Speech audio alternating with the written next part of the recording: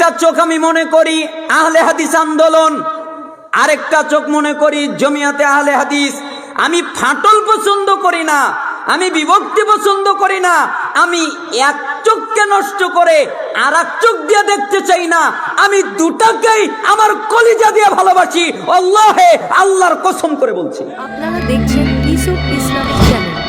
আল্লাহর নবী সাল্লাল্লাহু আলাইহি ওয়াসাল্লাম বলেছেন, কুল্লু বানি আদম খাত্তাউন, প্রত্যেকটা আদম সন্তান ভুলকারী। খায়রুল খাত্তাইন আত-তাওয়াবুন, আর এদের মধ্যে সবচেয়ে ভালো যে ভুল করার পরে ফিরে আসে, তওবা করে।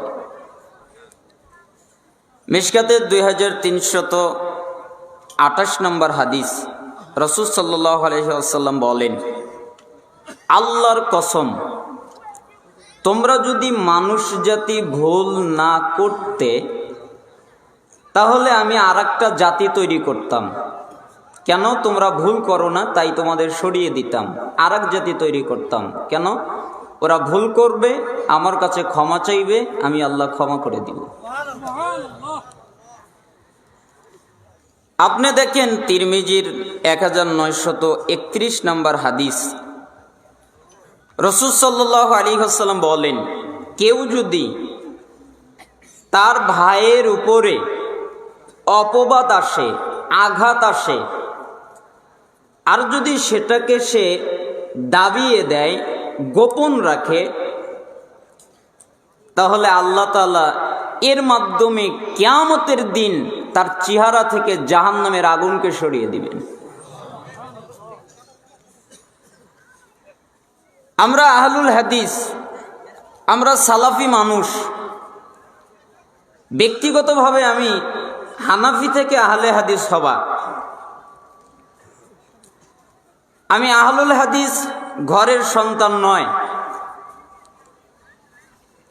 আমি যখন সহিহ আকীদায় এসেছি আমি দেখেছি আমার কোনো সাথী পাইনি যে আমাকে পরামর্শ দিবে, সহযোগিতা করবে। এখন অনেক আলেম ওলামা আমাকে পরামর্শ দিচ্ছেন, আলহামদুলিল্লাহ, আমি তাদের প্রশংসা করছি। আল্লাহ তাআলা তাদের কবুল করুন। তো আমি আহলুল হাদিসের বাহিরে এটা আমি দাবি করি না। আমি কেন আরেকজনের মতো হতে যাব যে মানহাজের উপরে থুতু দেয়? আমি তো তার মতো হতে চাচ্ছি না। না, আমি তো হানাফি থেকে আহলে হাদিস হয়েছি, আমি কেন আবার হানাফি হতে যাব? আমি যদি হানাফি হই তাহলে প্রকৃত হানাফি হব, জাল হানাফি হব কেন? আমি জানি কষ্ট কাকে বলে, আমি জানি নির্যাতন কাকে বলে, আমি জানি জুলুম কাকে বলে। এগুলো আমি হারে হারে টের পেয়েছি, অনেক মানুষ আমার সাথে করেছে, তাই আমি ওই বক্তব্যগুলো দিয়েছি। তো যদিও বা ওইভাবে বলা আমার উচিত হয়নি, এই জন্য আমি আমার বিগত দিনের, ভালো করে বুঝবেন, আমার বিগত দিনের আলোচনায় যত ভুল ভ্রান্তি হয়ে গেছে আলেমদের চোখে ধরা পড়েছে, যদিও বা আমার কাছে সঠিক মনে হলেও আমি সবগুলো থেকে ফিরে আসতেছি, তওবা করছি। আপনার কথা বুঝতে পারছেন? আমি কিন্তু আর আগের ফতোয়ায় নাই, অনর নাই, আমি ওগুলো থেকে ফিরে এসেছি। তো আপনারা মারামারি করবেন, আমাকে আহলে হাদিসের মানহাজ থেকে বের করে দিবেন, আমি এটা চাই না। আবার আপনি বলবেন যে ভয়ে কথা বলছেন। না, আমি আপনাকে ভয় করি না, আমি কোনো মানুষকে ভয় করি না, আমি আল্লাহকে ভয় করি। আমার হৃদয়ে হিংসা হয়ে যাবে, আমি হিংসা করব, আমি ঘৃণা করব, আমি বেয়াদবি করব, এটা আমি শিখিনি। আমি মানুষ, আমার ভাষাটা ওরকম, আমি কথাবার্তা একটু বলি, আমার কণ্ঠটা একটু রাগান্বিত থাকে। এই জন্য আপনারা কিছু কিছু কথায় কষ্ট পেয়ে থাকেন। তা আমি এগুলো থেকে ফিরে আসছি। আপনারা মনোযোগের সাথে আমার সামনের দিক লক্ষ্য রাখবেন। আমার যদি ভুল হয়, কোনো আলেম সরাসরি আমাকে কখনো সংশোধন করেনি, তবে কিছু দুই একজন আলেম ইদানিং এখন আমাকে, যেমন আবু বকর জাকারিয়া হাফিজাহুল্লাহ, আকরামুজ্জামান বিন আব্দুল সালাম হাফিজাহুল্লাহ, ডক্টর আহমদ সাকিব হাফিজাহুল্লাহ, ইনারা আমাকে বলেছেন, যারা বলেছেন তাদের নাম বললাম। আরো অনেকভাবে অনেকেই পরামর্শ দিয়েছেন, আরো দিনী ভাইরা পরামর্শ দিয়েছেন, আমি তাদের জন্য মোবারকবাদ জানাই। আল্লাহকে বলি, আল্লাহ আমার জবান থেকে তুমি যদি কবুল করো কেউ ঠেকাতে পারবে না, আমি যেন ভুল ভ্রান্তি না করি। যদিও বা যারা আলেম তারা জানে, মুখতাসার ইখতিলাফুল উলামা পড়েন, আল ফিকহ আলাল মাযাহিবিল আরবাআ পড়েন, তাহলে দেখবেন কত ইখতিলাফ, একজন আলেমের সাথে আরেকজনের ইখতিলাফ রয়ে গেছে। বিন বাজ রাহিমাহুল্লাহ বলছেন, রুকুর পরে উঠে হাত বাঁধতে হবে আবার, এটা সুন্নাত। আলবানী রাহিমাহুল্লাহ বলছেন, না, রুকুর পরে উঠে হাত ছেড়ে দেবে, হাত ছাড়াটা সুন্নাত, বাঁধাটা বিদাত। দুজনই তো সালাফি বড় বিদ্বান, তাই না? তাই ইখতিলাফ ঘটে নাই, ঘটে গেছে।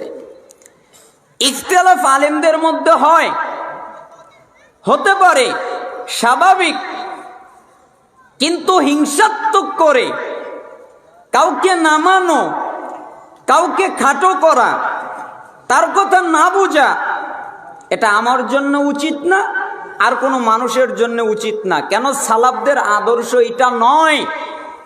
সালাফরা ভুল হলে ভুল সংশোধন করে, আহলুল হাদিস যারা তাদের সাথে একরকম, আর বিদাতি যারা তাদের সাথে আরেক রকম, দুটা যদি এক হয়ে যায় তাহলে সালাফি মানহাজ ওটা নয়। আপনি বিদাতির ভুল একভাবে সংশোধন করবেন, কিন্তু যারা আহলে হাদিস সহিহ আকীদায় চলে তাদের ভুল অন্যভাবে সংশোধন করবেন, কারণ দুজন এক নয়। আমার আকীদায় নেই আল্লাহ সর্বত্র বিরাজমান, আমার আকীদা আল্লাহ আরশের উপরে উঠেছেন, আমার আকীদা নয় আল্লাহ নিরাকার, আমার আকীদা আল্লাহর হাত আছে, আল্লাহর পা আছে, আল্লাহর চোখ আছে, আল্লাহ কথা বলেন, আল্লাহ খুশি হন, আল্লাহ রাগান্বিত হন। তবে যদি আপনি প্রশ্ন করেন কেমন, আমি বলবো আল্লাহর যেমন লাগবে তিনি তেমন। আমার আকীদা মুহাম্মদ সাল্লাল্লাহু আলাইহি সাল্লাম নূরের তৈরি নয়, আমার আকীদা তিনি মানুষ, তিনি মাটির তৈরি, তবে মর্যাদায় আল্লাহর পরে তার স্থান, মর্যাদায় তিনি সবচেয়ে বেশি, সবার উপরে, আল্লাহর পরে তার মর্যাদা, মর্যাদায় তিনি অনেক ঊর্ধ্বে, কিন্তু তৈরি তিনি মাটি, মাটিতে তৈরি হলে তার মর্যাদা কমে না। মালাকরা নূরের তৈরি, আদম আলাইহিস সালাম মাটির তৈরি, মালাকদেরকে আল্লাহ তাআলা বললেন, মালাক, এ মালাইকা, তোমরা আদমকে সেজদা করো। আদম হলো মাটির তৈরি, আর মালাইকা এরা হলো নূরের তৈরি। তো মাটির তৈরি হইলে সম্মান কমে না, আল্লাহ যাকে সম্মান দেয় সেই সম্মানিত। তো আমি মুহাম্মদ সাল্লাল্লাহু আলাইহি সাল্লামকে মাটির তৈরি বলে সম্মান কমাচ্ছি না, আল্লাহ যা বলেছেন তাই, তিনি মাটি, তবে মর্যাদায় অনেক ঊর্ধ্বে। আমার আকীদা আহলুল হাদিসদের যে আকীদা, আমার মানহাজ আহলুল হাদিসদের যেই মানহাজ, ভুল ভ্রান্তি হয়ে যেতে পারে। কেন? আমি মানুষ, আমার ভুল ভ্রান্তি হয়ে যেতে পারে, আমার কথাবার্তায়, চালচলনে, আচার আচরণে ভুল ভ্রান্তি হতে পারে। আমার বাবা আদম আলাইহিস সালাম তিনি ভুল করেছেন, আমরা যে ভুল করব না এমনটা নয়, প্রত্যেকেই ভুল করে। এজন্য আমি বলবো, নিজেকে নিয়ে ব্যস্ত হন, আরেকজনের নিয়ে ব্যস্ত হয়েন না। কেন? আরেকজনের জিজ্ঞাসা আল্লাহ আপনাকে করবে না, আপনার জিজ্ঞাসাই আল্লাহ আপনাকে করবে। অতএব আমি আহলুল হাদিস আন্দোলনকে ভালোবাসি, জমিয়তে আহলে হাদিস তাদেরকেও ভালোবাসি। আমার দুইটা চোখ, একটা চোখ আমি মনে করি আহলে হাদিস আন্দোলন, আরেকটা চোখ মনে করি জমিয়াতে আহলে হাদিস। আমি ফাটল পছন্দ করি না, আমি বিভক্তি পছন্দ করি না, আমি এক চোখকে নষ্ট করে আর এক চোখ দিয়ে দেখতে চাই না, আমি দুটাকেই আমার কলিজা দিয়ে ভালোবাসি। আল্লাহে, আল্লাহর কসম করে বলছি, আমার হৃদয়ে তাদের প্রতি কোনো বিদ্বেষ নেই। আমি তাদের প্রতি বিদ্বেষ করি না, আমি তাদের কিতাব পড়ি, আমি তাদের কাছ থেকে ইলম নেই, আমি তাদের বই পড়ি। আপনারা আমার বাড়িতে আসেন, দেখেন আমি তাদের কিতাবাদি পড়ি, তাদের কাছ থেকে ইলম নেই, আমি সালাফি বিদ্বানদের কাছ থেকে ইলম নেই, আলেমদের সাহায্যে থাকার চেষ্টা করি। যাই হোক, কথাবার্তা বলছিলাম, যদি এর মধ্যে আপনারা ব্যথা পেয়ে থাকেন তাহলে আমাকে ক্ষমা সুন্দর দৃষ্টিতে দেখবেন। আল্লাহ সুবহানাহু ওয়া তাআলা আপনাদেরকে কবুল করুন।